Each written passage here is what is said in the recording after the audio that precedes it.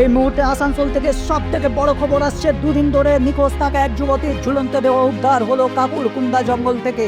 দুদিন ধরে নিখোঁজ থাকা এক যুবতীর ঝুলন্ত দেহ উদ্ধার হলো জঙ্গল থেকে শনিবার। এই ঘটনায় চাঞ্চল্য ছড়িয়ে পড়ে সলানপুর থানার কল্লা গ্রাম পঞ্চায়েতের কাকুরকুন্দা এলাকায়।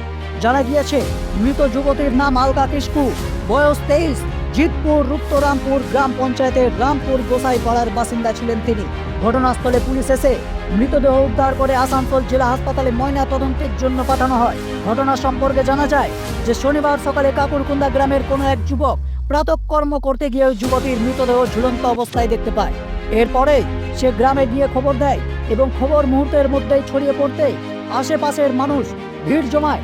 ঘটনাস্থলে খবর দেওয়া হয় রূপনারায়ণপুর ফাঁড়ির পুলিশকে। পুলিশ ঘটনাস্থলে এসে মৃতদেহ উদ্ধার করে আসানসোল জেলা হাসপাতালে নিয়ে যায় ময়না তদন্তের জন্য। এ বিষয়ে মৃত যুবতীর পরিবারের দাদা জানিয়েছেন, 3 দিন আগে রামপুর গোসাইপাড়ার নিজের বাড়ি থেকে কাউকে কিছু না বলে বাড়ি থেকে বেরিয়ে যায় তার বোন।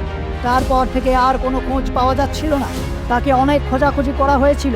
তবে আজ শনিবার সকালে খবর পায় যে কাকরকোনা গ্রামের পাশের একটি জঙ্গলে পলাশ গাছে ঝুলন্ত অবস্থায় এক যুবতীর মৃতদেহ পাওয়া গেছে। সেই খবর পেয়েই তারা ছুটে আসে এবং যুবতীর মৃতদেহ শনাক্ত করে জানতে পারে ওই যুবতী তাদের বাড়ির মেয়ে।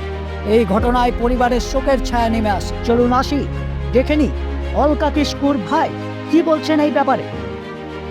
তোমার বোন কি কি শুনতে পারলে এখানে? কি শুনতে পেলাম, কি দেখলাম সাইড মানে কোথায় হয়েছে, কি হয়েছে? এটা ওই পলাশ গাছে ফাঁসি নিয়েছে। তো কতদিন আগে মিসিং ছিল? এটা হলো 3 দিন। 3 দিন মিসিং ছিল। ওর বাড়ি কোথায়? বাড়ি গোসাইপাড়া। কোন গোসাইপাড়া? রামপুর গোসাইপাড়া। রামপুর গোসাইপাড়া। আপনার কে হয়? আমার বোন। কিছু ঝগড়াঝাটি হয়েছিল কি? হ্যাঁ, একটু ঝগড়াঝাটি হয়েছিল। এসে কি দেখলেন আপনি? মানে ফাঁসি নিয়েছিল কি? হ্যাঁ, ফাঁসি নিয়েছে কোথায়? এই গাছে।